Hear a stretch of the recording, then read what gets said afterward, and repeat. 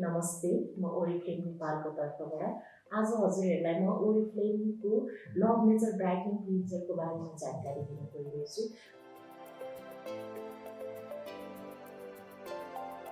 जुन क्लिन्जर चाहिँ all skin र अल एजको लागि हुन्छ, जसको स्किन एकदमै डल देखिने प्रब्लम छ, फेसमा ग्लो देखिँदैन, त्यसमा ब्राइटनिङ छैन, त्यस्तो स्किनको लागि यो ब्राइटनिङ क्लिन्जर एकदमै राम्रो छ, एकदमै बेस्ट छ।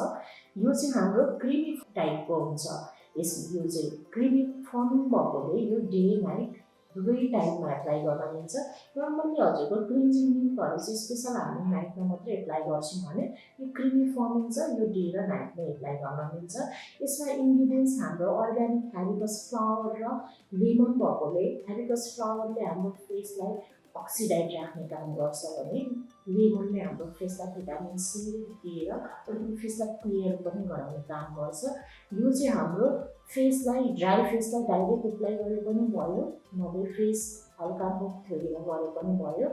एप्लाई गर्दाखेरि लगाइसकेपछि हल्का 5-7 मिनट टाइम दिने, फेसलाई अलिकति मुभमेन्टहरू क्लिन्जिङ गर्दा मुभमेन्टहरू दिने, जो चाहिँ मुभमेन्ट गर्दा जुन मुभमेन्टले चाहिँ हाम्रो फेसमा भएको मेकअपहरू पनि सबै रिड्युस गरोस्, निकालोस्, प्लस हाम्रो यो पोर्सहरूलाई पनि क्लियर गरोस्, जसले गर्दा फेसमा हुने डिप क्लिन गरेर फेस अलिकति ब्राइटनिङ क्लियर गर्छ यसले।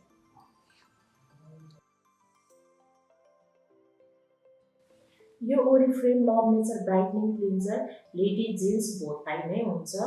यो हामीले आफ्नो डेली स्किन केयर रुटिनमा युज गर्न सक्छौँ।